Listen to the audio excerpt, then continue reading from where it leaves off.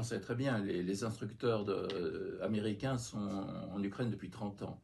Ce que les gens ne savent pas, c'est que cette guerre a été préparée, scénarisée depuis plus de 30 ans, et c'est ce que j'explique dans mon livre, avec des notes de bas de page pour que les gens puissent vérifier et télécharger les rapports. Vous avez deux rapports, le rapport de la Rand Corp et le rapport Barry Posen, qui sont en 92-93, qui expliquaient ce que cette guerre serait inévitable, qu'il fallait la faire, qu'il fallait absolument séparer la Russie de l'Europe, surtout de l'entente avec l'Allemagne, parce que ça leur faisait très peur, une entente Russie-Allemagne, et que tout était préparé pour détruire et en même temps détruire l'Europe. Les Français, la majorité, je dirais 80%, sont très conscients de ce qui se passe et de la vérité.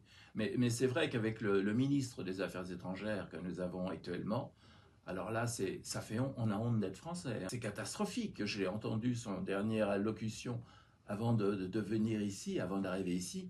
Mais comment il peut oser dire tout ce qu'il a dit? Mais franchement, c'est honteux d'avoir cet individu qui représente la France pour être ministre des Affaires étrangères. Il ment, mais... Puis en plus, son visage, la haine qu'il a sur son visage quand il parle de la Russie, mais faudrait qu'il se contrôle, le gars. Ce que je ne comprends pas, c'est comment M.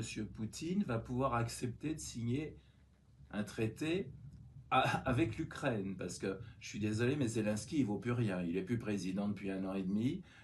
Selon la constitution européenne, ukrainienne, pardon, c'est Ruslan Shevchenko, le président de la Rada. Et d'ailleurs, il ne se déplace jamais à l'étranger sans l'emmener avec lui. Donc il sait bien que lui, il n'a aucune valeur et que c'est l'autre qui a la signature. Donc c'est lui qui devrait signer les accords. Mais bon, après ce qui s'est passé avec les accords de Minsk, comment voulez-vous que le président Poutine ait confiance dans une signature de traité de paix?